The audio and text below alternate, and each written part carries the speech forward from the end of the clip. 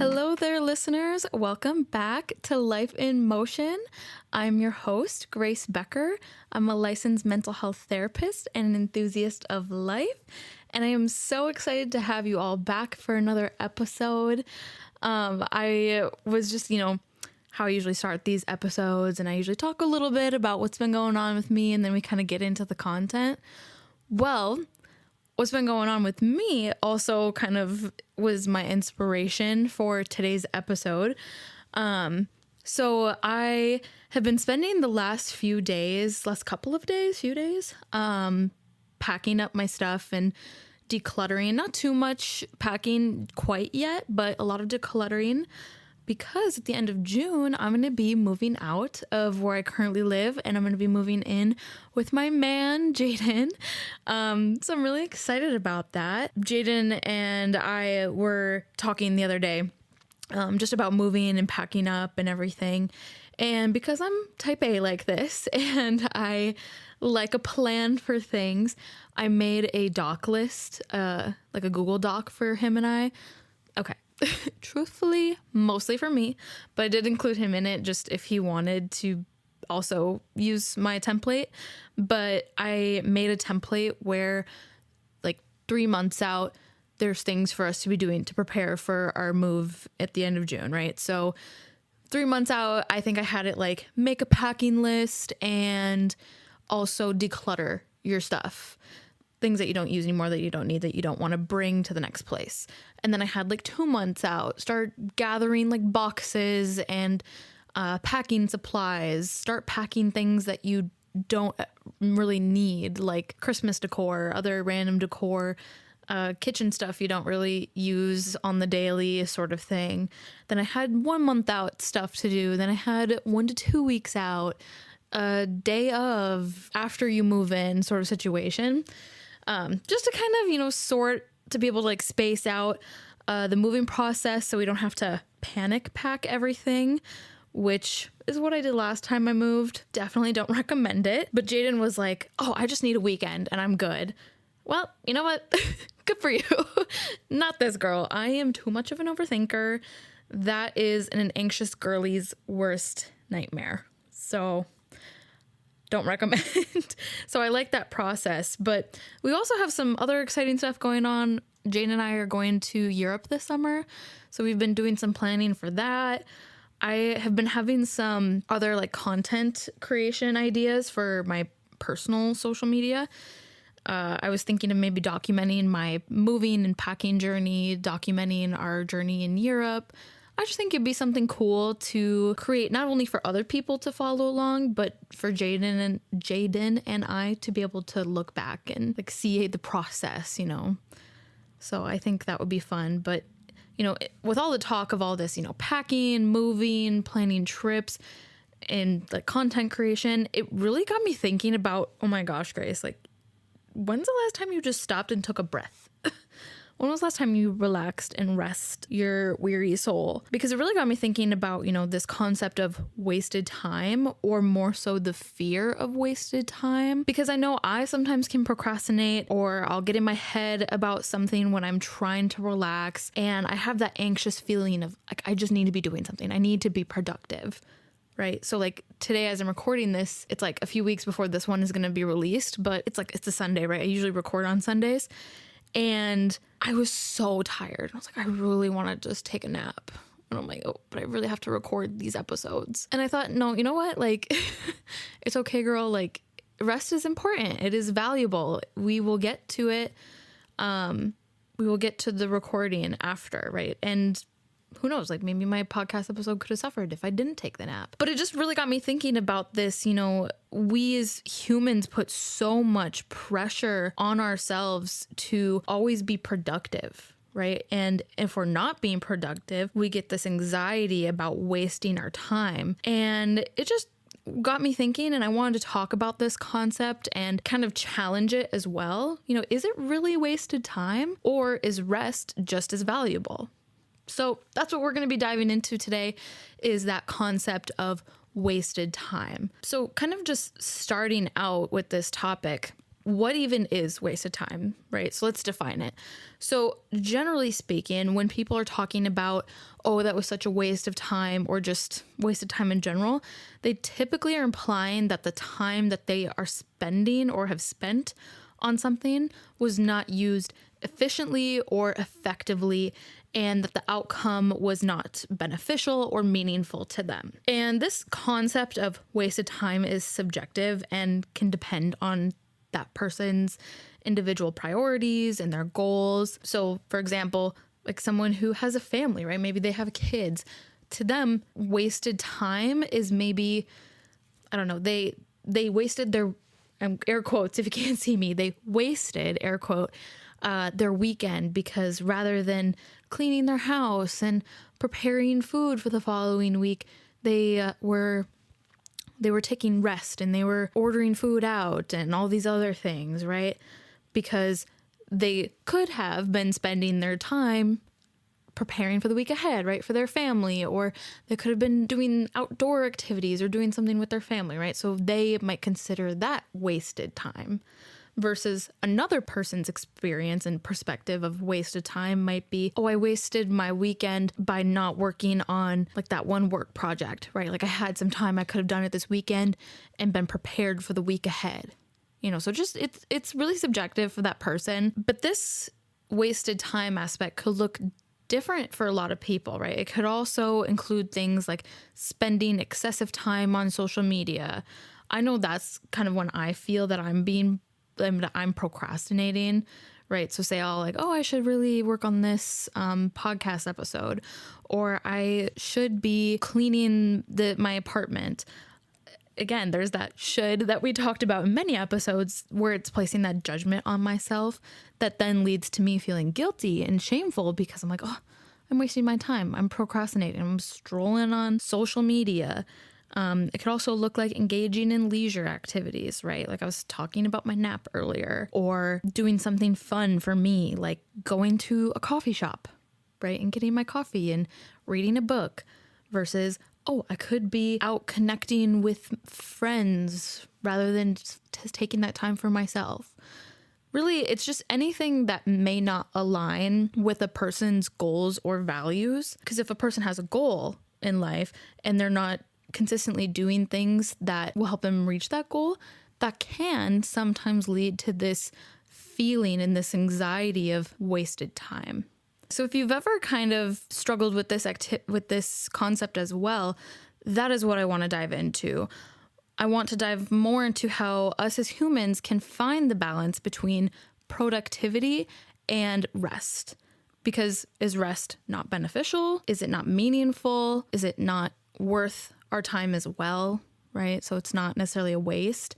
And if you have struggled with any of these kind of rhetorical questions, then I'll tell you right now that this will be a good episode to tune into and to share with the people in your life. Now let's get into some internal dialogue, because for many people, many of us, I'm included in this, who struggle with this concept of wasted time, tend to have an internal dialogue going on and may question ourselves as far as to judge ourselves by saying things like, am I doing enough? What if I'm falling behind? I should be doing that instead. Or I shouldn't have wasted my time like that. Kind of that internal dialogue of should, shouldn't, what if. That's going to create a lot of self-judgment for yourself, which is going to lead to the anxiety and some of the guilt and some of the shame that develops into this idea that we are wasting our time. And also recognizing that this isn't something that the individual solely puts on ourselves alone. Society definitely also has an impact on this. And I'm mostly going to be speaking from a Western culture point of view, as, I live and I work in the US, and most of when I've talked about this concept with other people, other of my colleagues, clients, people in my personal life, it's generally coming from our own perspective, as do most things in our lives. So I'm going to be speaking from that side of things. There is definitely an influence on culture, right? So if you were to take this perspective from maybe in European areas of the world, they might view this concept of wasted time differently, right? So they might think that, oh, leisure time is important and it should be planned out. It should be incorporated and is not something that you should be made to feel guilty about, right? So just like know that as we talk about this, I'm going to be talking about it mostly through that, Western perspective.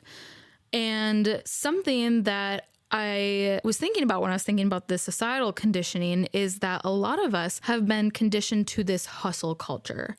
And hustle culture, in simple terms, is the idea that you always have to be working, you always have to be grinding, you always have to be doing something productive to be considered successful or to be considered valuable. So AKA work and hustle equals purpose and accomplishment. However, that can be very detrimental to a person's mental health and health in general. So how this mindset might look in a person's life, this hustle culture, is when people say or kind of project these types of things. 1, sleep is for the weak. Or if you're not working 24/7, someone else is getting ahead of you. Or rest equals that you're lazy, right? So those are some of the things that this type of mindset can show up. Like that's how it can show up in a person. It really glorifies being consistently busy, and it can make a person feel guilty for slowing down even when they need rest, right? Like people need rest. Think about if you have a very, intense workout. Usually once you're done working out, your body needs that rest, whether you can acknowledge it yourself and you're like, okay, time to take a break in between my set, or you just got done on a run or playing pickleball or something. And you're like, okay, no, my body needs rest. And you can understand that yourself and go take that time to rest. If you don't do that, your body will make you. And that's when it can be very detrimental to a person's health. But a lot of the times when we get into this, we don't give ourselves the rest that we need. And it's tying your self-worth to how much you achieve, right? And when you build your self-worth on what you achieve, it can leave a large gray area for disappointment, which can then lead to low self-esteem. Another aspect of this is the glorification of being busy. So in our culture, busyness is often equated with importance, with success, and with worth. We wear our full calendars like a badge of honor, as if the more we do, the more valuable we become. But what happens when we start to confuse being busy with being productive, right? Like there's a very big difference between consistently being busy and using your time that you do have productively so that you also have that time for resting. We fall into this trap of thinking that every moment has to be filled with work or achievement to matter. But busyness doesn't always equal progress, right? Sometimes it's just noise. It's easy to feel like we're doing something important, but often we're just distracting ourselves from the things that really matter, like taking care of our mental health, taking care of our physical health, connecting with other people, and simply just enjoying life. I'm sure many of you have heard this message in one way or another that we only get this one life. So why not spend some of that time in our life doing the things we enjoy? Take this, for example, right? So let's assume that a person's lifespan is about 79 years, and that person works for about 45 years worth of that time, right? So roughly ages 20 to 65, right? Because most people tend to retire around 65. There's 24 hours in a day, right? So you spend roughly 8 hours of those 24 hours sleeping, and you spend roughly like 8.5 of those hours on the weekdays working. Some people work on the weekends. Some people have more than one job. So that's roughly going to be about 45 hours working. And for personal time, like things like eating, commuting, hobbies, socializing, all of that can estimate to roughly about like 55% of a person's life, right? So in summary, the average person spends about 26 years sleeping, about 11 years working. Again, that's very dependent because this is coming from like that 20 to 65 frame, and about 42 years worth of just all the other random stuff that you have to do in your life. So we we really have a limited amount of time on this earth to be spending it towards the things that make us happy. And when we spend that time consistently getting on ourselves for, air quotes again, not being productive, of course that's going to affect us. And it's going to make our time here on this earth less enjoyable because we're in this consistent state of anxiety. So being consistently busy can make us forget that rest and stillness are essential parts for growth. The truth is, rest doesn't take away, right? It doesn't take away value from us. It actually adds to it. We recharge, we reflect, and we come back stronger, right? Like I was talking about my nap earlier. I needed a nap before I started recording this because I was exhausted. And because I took that nap, I actually feel much more well-rested. My mind feels, well, now it's struggling, it's buffering, but it feels like I'm not so exhausted. I feel like I'm able to process and explain. My mind feels more clear than it did when I was feeling more groggy and sleepy. So I came back stronger, right? It can really help us. It can also provide more clarity. It can provide creativity. But when we glorify things like busyness, we risk losing sight of all of that.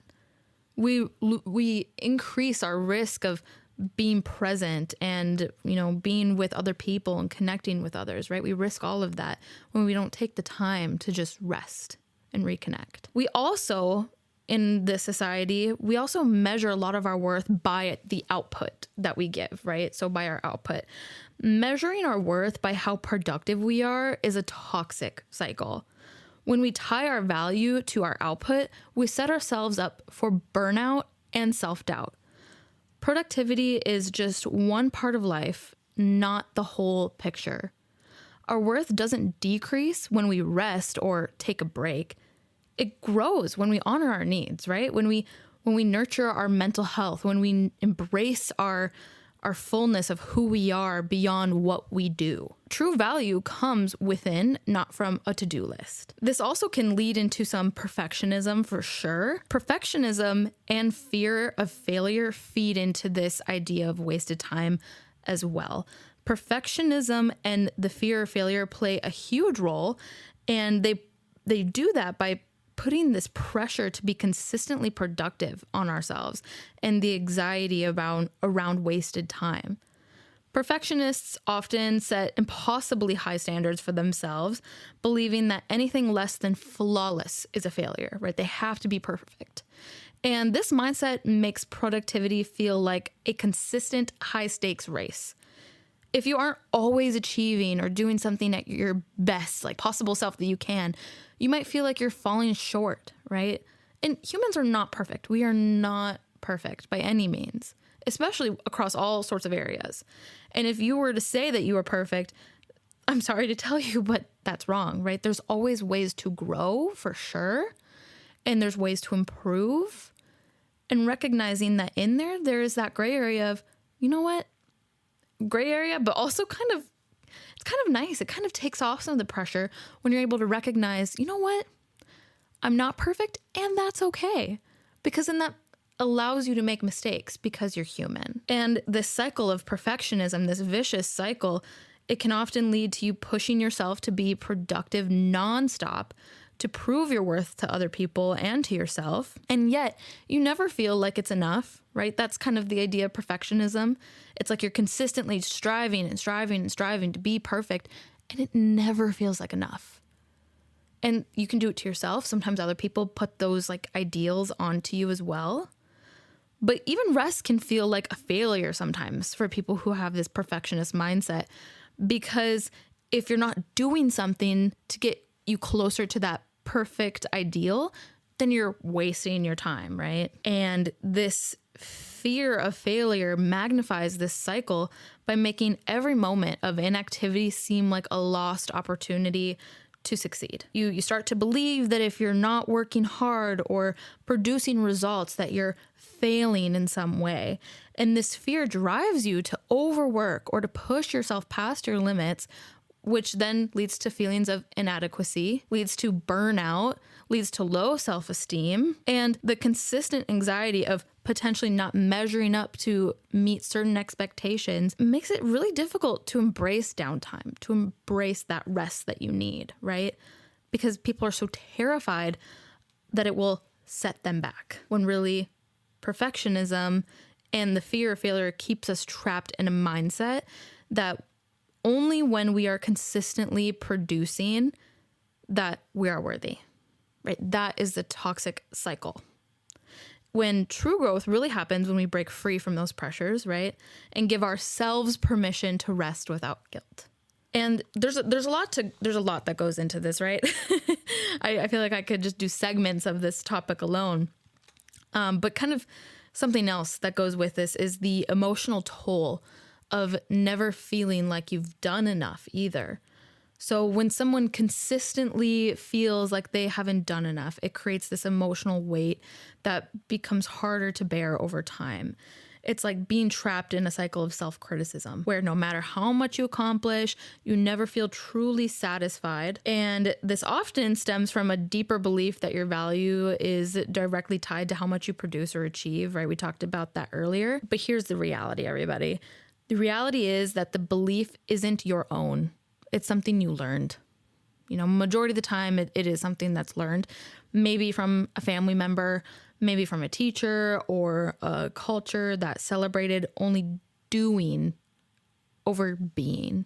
Why can't we just simply exist and have that be a great thing, right? Rather than always having to do something. People certainly need a purpose. Everybody, I think, craves that. Something that makes their time on this earth really exciting, right? We spend a lot of our times in our life, a lot of time in our life working, right? So we spend a majority of that working. So it would make sense that you would want that time to be something meaningful to you, right? Something that gives you a sense of purpose. So I'm not saying that it's not good to have goals or good to have values to strive for and to use your time for. I'm just saying that there is a line of when that can become toxic and that's all you use your time for. And you get on yourself and you judge yourself when you do need the rest that you take, right? So if you grew up in an environment where rest wasn't prioritized or where the message was there needs to be more that needs to get done, it can create an overwhelming sense of guilt when you take a break. You might have heard phrases like idle hands are the devil's workshop or wasted time is never regained. Well, these messages form a belief over time that not working is inherently wrong, right? That if you're not working hard, then you're doing something wrong. And I really do believe this is something that is becoming more understood in our culture, especially as different generations come into the picture and are able to say, it's okay to take a rest day. So I am happy to see that. I think there is that change coming. There's still a lot of work to be done. And all of this goes to say this emotional toll that it is heavily influenced by your environment and the way you grew up as well, right? So think about that. Take some time to reflect on that. Have you ever grown up in a home like where that was the message? Do you work in an environment where they consistently expect you to produce, that they never can understand, to be human is to make a mistake? Think about it. So kind of going into this, right, so we have this issue of always feeling like we're wasting our time. How do we flip that narrative, right? How do we change, rest from being this imperfect thing to it actually has a lot of value, right? How is stillness actually necessary for clarity, creativity, and connection? Well, it's time to challenge those beliefs of rest is a luxury or a sign of laziness. If that's how you view it, then it's time to challenge those beliefs. Because what if, instead of seeing rest as wasted time, we start viewing it as essential for our overall well-being and success? What if rest not only was wasted, but necessary for our growth, creativity, and inner peace, right? So part of it is just flipping the narrative, right? Just changing your mindset from rest is a waste of our time to actually rest is necessary to be able to grow in order to be productive, in order to be creative, in order to be, calm and to find that peace. It is very valuable. And the first step in flipping the narrative is recognizing that our worth does not hinge on our productivity. It does not. It is natural, like I said, to want to accomplish things, but our value is not determined by how busy we are.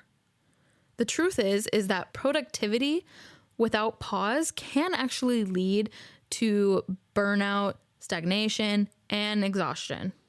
Rest, on the other hand, is like a reset button, right? It restores energy, it fosters new ideas, and it allows our minds to rejuvenate. So in a world that consistently demands our attention, stillness offers something very valuable, and that's clarity. When we're always doing, it's easy to become overwhelmed with distractions and lose sight of what really matters. It's only in stillness when we can give ourselves the space to reflect, to process, and to make sense of the chaos, right? At the end of every episode, I always say, find the beauty, embrace the chaos, right? Because there is beauty in the chaos. And the way we can make sense of that is by giving ourselves that time to rest and that time to reflect and to process. Our minds are most often clear when we stop rather than trying to do. When I'm working with clients and I'm teaching them some skills, one of the skills I really like to teach is a DBT skill called STOP. It's an acronym that stands for, S stands for stop, just stop, don't react, don't do anything. T stands for take a step back, right? Either mentally take a step back or physically take a step back. Do some deep breathing, do some grounding exercises. O is to observe, kind of reflect, okay, what's the situation? What happened? What am I thinking? What am I feeling? Who else is involved, if there is anybody? What might they think of this situation? What do I need?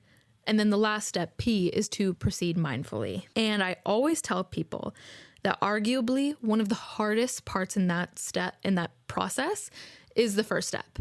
And that is to just stop, to not react, to not do anything. Because most people are hardwired to just do, to just react, right? But there's some truth in it that just stopping, not reacting, and following through with those steps of taking a step back, observing, and then proceeding mindfully is going to produce much better and more productive outcomes. So just simply stopping, not doing, and just allowing ourselves to be is very, very helpful in trying to break this idea of wasted time. And another way to think of it is that when you take a break, you give your brain the opportunity to sort through all the information that it's taken in as well. Most people need that time to kind of just reflect, like I was saying, and process, what's all coming in. And this is when breakthrough happens for a lot of people. When answers arise and when you can see your life or goals from a new perspective, kind of what we were saying earlier of that stillness is where you kind of find that clarity, right? And it's just going to lead to a lot more productivity for people and gives you, therefore, more time for rest. This creativity doesn't always come from consistent hustle. In fact, it often springs from those moments of downtime. And the best ideas aren't born from overpacked schedules, right? If you think about artists, if you think about, like Einstein or whoever, right? All these people, they had those moments of rest. They had those moments. They certainly had setbacks as well. But that's where their creativity could flourish, right? Is when they kind of stopped, stepped back, observed what was going on, and then decided to proceed mindfully with their next best course of action, right? You don't get very far by burning yourself out and doing, right? It's just not a good idea. Lastly, the stillness is a gateway to connection, right? We talked about this idea of that when you take time to rest, it's also an opportunity to connect. Well, it's not just with ourselves, but with other people as well. So in a world where we're always running from one thing to the next, we can forget that true connection with people can happen with all around us, right? Taking time to rest, to pause, and to be present allows us to show up fully for those that we care about and to make new connections. It's in those quiet, unhurried moments that we're able to fully listen to people and to make authentic connections and strengthen our relationships. It's kind of disingenuous. People can tell when you're in a rush or when you're just trying to meet a goal, if you know what I mean, right? Like you ever have that conversation with someone and it's like they seem like they're in a rush, or they're like they're kind of beating around the bush to get to what they really want to know, right? This kind of happens in work environments a lot as well, or like talking in like an educational as well. I remember being in grad school and talking to professors or talking to people in my cohort, and it's just, okay, oh, how are you doing today? Oh, I'm doing good, da, da, da, da, right? You just kind of miss an opportunity for connection, and just to get to the point, right? To get to, okay, now let's bring it back around to the thing that I want to get to.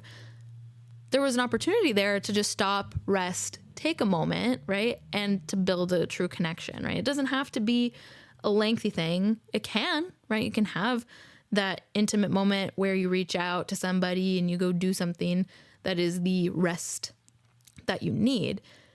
And that's another thing that, could be talked about as well, is rest doesn't always mean scrolling on TikTok, scrolling on social media, napping. It certainly can if that's what your body needs, if that's what your mind needs. But sometimes rest is connecting with another person or connecting with yourself, journaling, coloring. Sometimes it is cleaning. Sometimes that can be restful for people. It is just as much as productivity is subjective for people, so is rest. It is something that you just have to ask yourself, what do I need right now? What would be most beneficial for me in this moment? And when we give ourselves permission to rest, we also give ourselves the opportunity to connect with others and ourselves on a deeper level. Stillness cultivates mindfulness, and mindfulness helps us appreciate the present moment, fostering a sense of peace and empathy, right? And that is so important. It is so important not only to have that for others, but to have it for ourselves. And some may call it selfish. Really, it's not. Really, it's selfless if you think about it, because if you're able to recognize that you need something for yourself, you're just filling your cup to later then pour into another person or into a project or to something else, right? It is selfless, not selfish. So thinking about other ways you can implement this into your life, I really wanted some, I don't know if tangible is the right way, but I wanted stuff that you could take from this episode today and start to implement into your life and practice like today, starting today if you wanted, right? And this is admittedly initially uncomfortable, but is also very needed, right? So kind of going with this, just like I don't know if a warning's right, but just kind of a precursor is do this in small steps. If you struggle with any of what I've talked about so far today, if you struggle with perfectionism, if you struggle to allow yourself to just rest and to find that peace and that stillness, do it in slow increments, right? Maybe don't jump to taking a whole day of just doing whatever you want. Just take an hour to start, and then take 2 hours, and then take half a day, right? Mix it up with what you do with this rest time. But here are some different things that you could try to do. So I have 10 different things that you can do and some like a tip to go with it. So take what works for you, leave the rest. The first one is to schedule rest time, just like how you would maybe a meeting or a date night, right? So the tip with this, treat rest as an important appointment. Block out time in your calendar for breaks, for naps, for relaxation activities. And again, you can define what that means for you. But do it just like how you would like a work meeting or a date night, right? Commit to your rest time with the same level of seriousness that you would a meeting, right? So you most likely wouldn't want to miss a work meeting, right? You would treat it like a serious thing, as it is.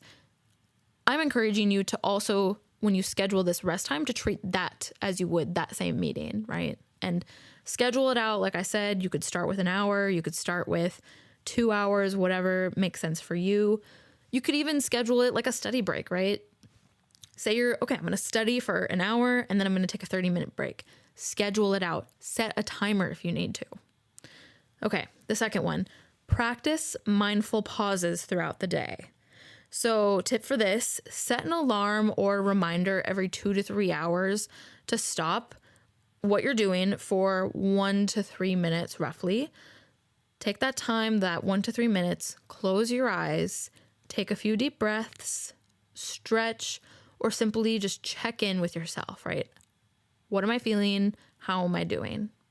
This is something that I do. I don't need to set an alarm because my work is kind of my alarm. I meet with clients every hour on the hour, but I usually have roughly 5 to 10 minutes in between sessions to take a minute or two to just stop, take a deep breath, maybe do a little bit of box breathing, and just ask myself, okay, what am I thinking? What am I feeling? Sometimes if it's been a more, stressful or intense session, I will especially try to be mindful in doing this because that's usually what's helpful for me to be able to compartmentalize. Okay, that session, that was for that session. Now it's time to change my mindset and alter it for my next appointment, right? Because you really do have to be, when you're a therapist, especially, you have to try to compartmentalize and understand, okay, that was for this person. This is a completely different situation I'm going to walk into. What do I need? What kind of rest do I need? What do I need for myself to be able to do that? And for me, I usually need a couple of minutes to just close my eyes, take a few deep breaths, stretch out whatever parts of my body are feeling tense, and just check in with myself. So that was number 2. Number 3 is to embrace the power of doing nothing. You can do nothing. So dedicate a specific block of time each week, even if it's just 15 minutes, to do absolutely fucking nothing. Sit and stare at a goddamn wall for all I care. But for real, you can just sit quietly, or you could take a walk outside, or just let your mind wander without any sort of agenda. Just sit there and just stare out into fucking space and just exist. Just exist for 15 minutes. But block it out, right? Like schedule it out. Kind of the first tip that I gave of scheduling rest time like you would a meeting. For this one, you can do that every day. You could do it once a week, whatever makes the most sense for you. Just take some time to do nothing. I give you permission. Do it. If you have kids, do it. If you have a family, do it. If you are single, do it. If you are a busy college student, if you are working in corporate, if you are like blue collar, working like physical jobs all the time, take one of those 15-minute breaks and just do fucking nothing. And what I mean by doing nothing does not mean scroll social media. That does not mean go on your phone.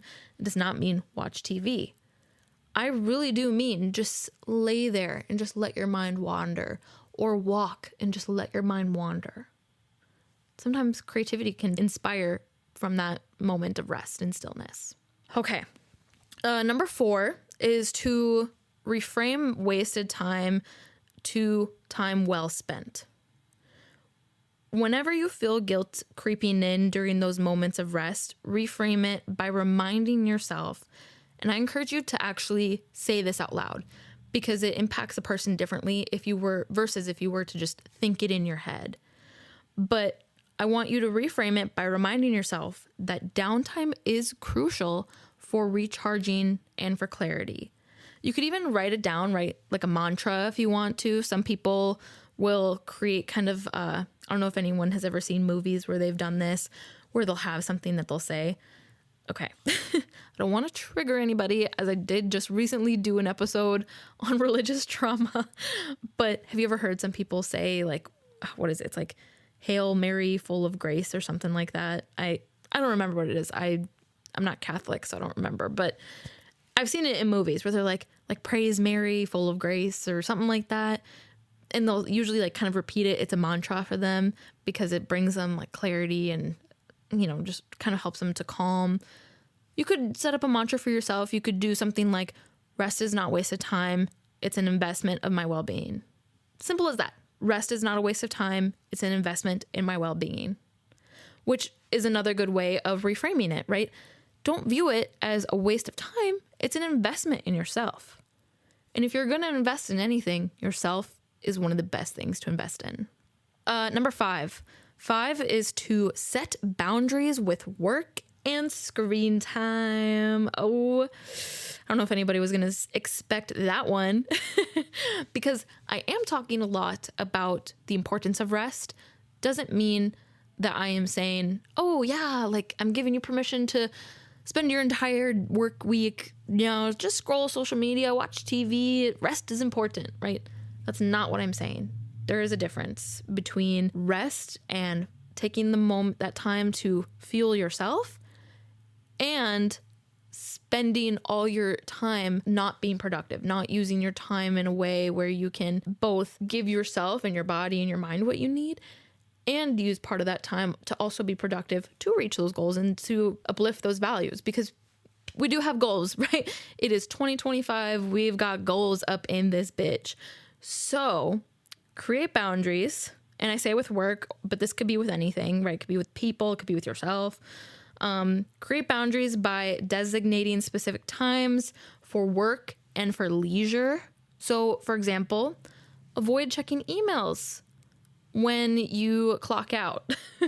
This is something that I had to do too. Like I had to take my work email off my phone because I would find myself going on it when I was not at work. Okay. Girl, Grace, what are you doing? You are not at work. So set boundaries with yourself and with work and with leisure. You could also try a digital detox when it comes to things like social media or screen time. So some people have gone so far as to just kind of delete social media, but you don't have to do that either. You could just set a screen limit if you want to as well. I personally struggle with self-control. So I might say, oh, okay, I'm going to go on TikTok for 10 minutes. That's all I'm going to give myself. And then before I know it, oh my God, it's been 30 minutes. And I'm like, what the fuck? So I have to set a timer, and I have an iPhone. I don't know if you can do this with like a Samsung or an Android. I'm sure you could. But in my settings, I have to go and set a screen time limit.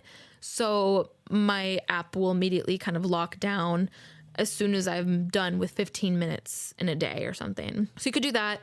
You could also just, set on do not disturb and say, okay, after 7 p.m., after 8 p.m., I'm not going to go on my phone for anything other than important calls or texts that I might receive, and just put it on do not disturb. Or you can even adjust, you could create like a personal one where you could still get certain people who are allowed to send you calls or text messages, but no other apps or anything. Or you could even just do it only phone calls and messages in general can go through, but no apps could send you notifications.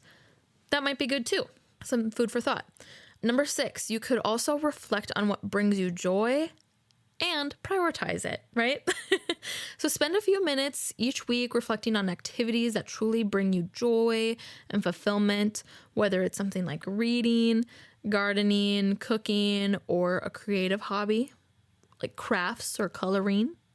Schedule those activities into your calendar, no matter how small they may seem to you, because if it brings you joy, girl, you better prioritize it. If you don't, who will? Nobody's going to come and do it for you. Number 7, develop a gratitude practice. So you could do at the end of each day or at the start of each day, end of each week, whatever you prefer. You could write down 3 things you're grateful for. This could include moments of stillness you had, achievements you made, or just simple pleasure of the rest that you gave yourself that day. Number 8, experiment with unstructured time. So every week, try to schedule a block of unstructured time with no plans or goals, right? Let yourself be spontaneous, whether it's going for a walk without a destination, picking up a book without a specific, genre in mind, or I don't know, a specific chapter to finish, or just simply daydreaming, right? This kind of goes back to what I was saying earlier of just give yourself time to just exist. But this is a little different, right? Because before I was saying just stare at a wall or go for a walk and just let your mind wander. For this, I'm saying you could start with a walk, but allow yourself to go in whatever destination.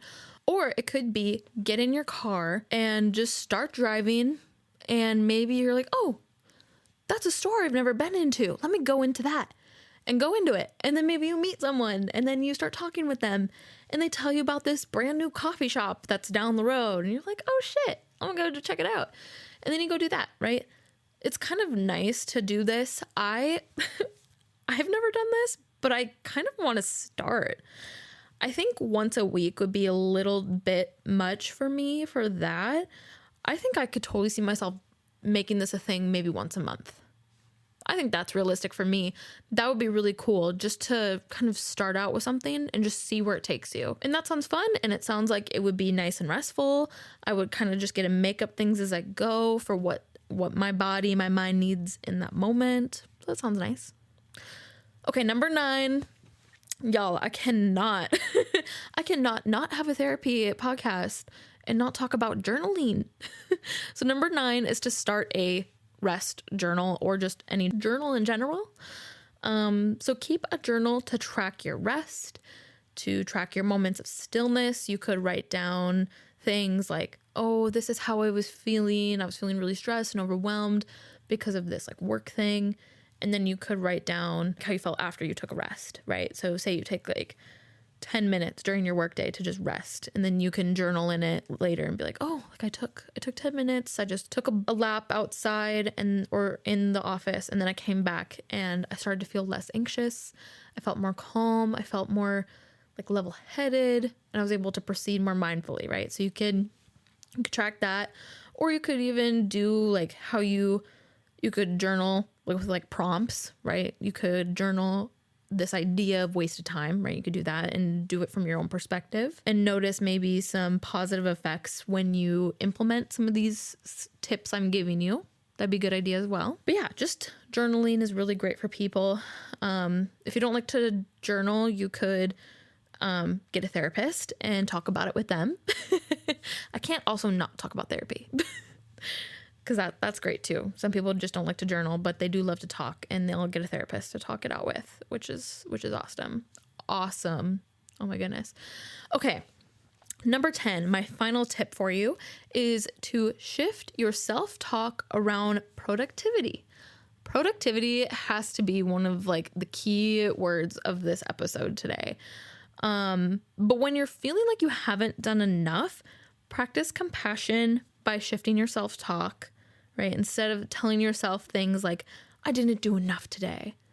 Try saying instead, I gave my best today and now I'm going to rest so I can come back tomorrow even stronger, right? Yes. Because what are you going to get other than guilt and shame by putting that type of blame on yourself of, I didn't do enough today? Well, shit, girl, you can't change the clock. You can't turn it back unless you've got a time machine I don't know about. You can't go back and change what you've done, right? All you can do is give yourself some compassion. Be like, you know what? That's maybe not what I preferred. And I gave it my best today. I gave what I could. And now I'm going to go give myself some rest so that tomorrow I can be a bad bitch. Yes, sir. So do that. Shift your self-talk around productivity. So yeah, those are some tips for you. 10 tips to try. If you do try any of these, I would love to know how it went for you. I also really hope that today's episode was helpful for people today. I'm currently feeling like I might need a little bit more rest after this episode, because I can tell my words are starting to get a little tongue-tied because I've been talking so much today. So I'll have to go give myself some rest after this, pat myself on the back. What's that one meme or that one episode? It's like, pat yourself on the back, girl. Whatever that is. I hope people know what I'm talking about. But yeah, so that's what I had for you all today. If you liked what you heard, please leave a review, leave 5 stars, share with people in your life. I would really love to hear your thoughts on this. So if you have like follow-up questions, or if you just want to like be more involved with the podcast, my socials are Instagram at life_in_motion24. My TikTok is life_in_motion24. And my email is life.motion24@gmail.com. Shout out to my editor, Ben. He has been very awesome and this entire process of like changing my equipment and my recording. And he's been helping me out with editing my podcast. So a huge shout out to him.